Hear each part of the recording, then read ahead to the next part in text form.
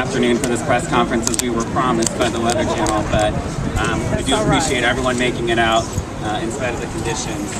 My name is Brian Bosch. I am the coordinator of this event. I am the campaign manager for Save MARTA, and I am also the media chair for the Area Coalition for Transit. The purpose of this event today is to start the re-education process about MARTA and its role in the city of Atlanta and transit in the state of Georgia. There's a lot of misinformation about transit in this state, especially around MARTA. If you talk to most people about MARTA, they don't realize that it's actually the most cost-efficient mass train transit system in the United States. They also don't recognize that MARTA is the largest public transit system to not receive any state funding. And there's also a misconception that MARTA should be able to operate completely with the profits from their fares alone, and that is not true of any transit agency in the United States. With all of the elements here at this rally today, that being, of course, our elected officials, our media, our transit union, the ATU, and all transit employees, and of course transit riders, collectively we can start sending a cohesive and consistent message to the state of Georgia that MARTA matters, that MARTA is a necessary part of this community, and we have enough time, if we are vigilant and proactive with that message, to reverse this decision to cut 50% of the bus lines.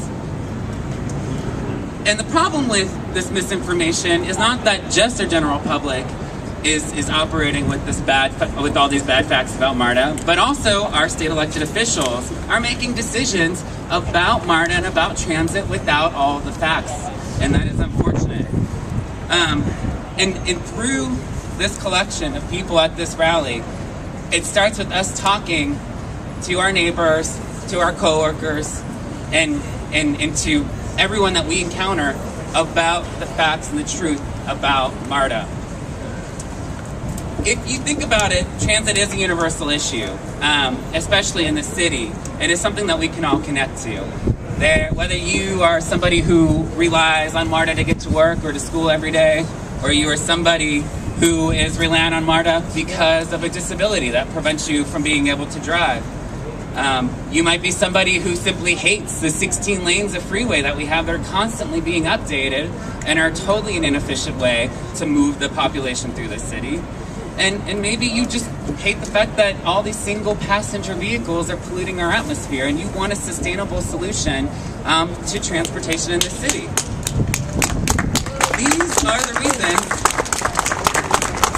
These are the reasons that we need to send the message to keep MARTA operating. But above that message, we need to send to the state of Georgia that transit is and can be a superior form of transportation in a productive city. Yes! Yeah.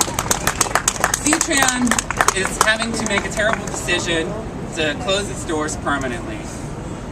And a few months before that, transit advocates proactively got on the C-Tran buses and conducted interviews of the riders there and asked them what they planned on doing as C-Tran were to close its doors.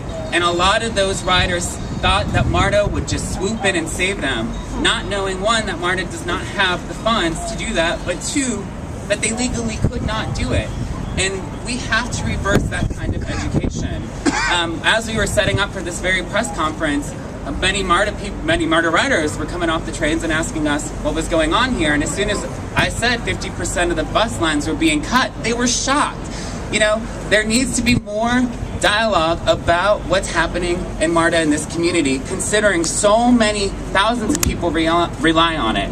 And when C-Tran closes its doors and thousands of people lose their ride to work every day, they will subsequently lose their jobs. And the same thing will happen to MARTA unless we stay vigilant in our advocacy for it.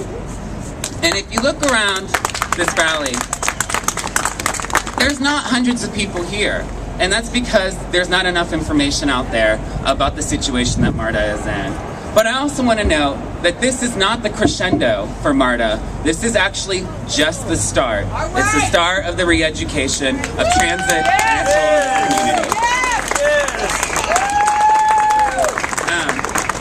And So we'd like to get things started. We have quite a few different city officials here to send a message in support of MARTA.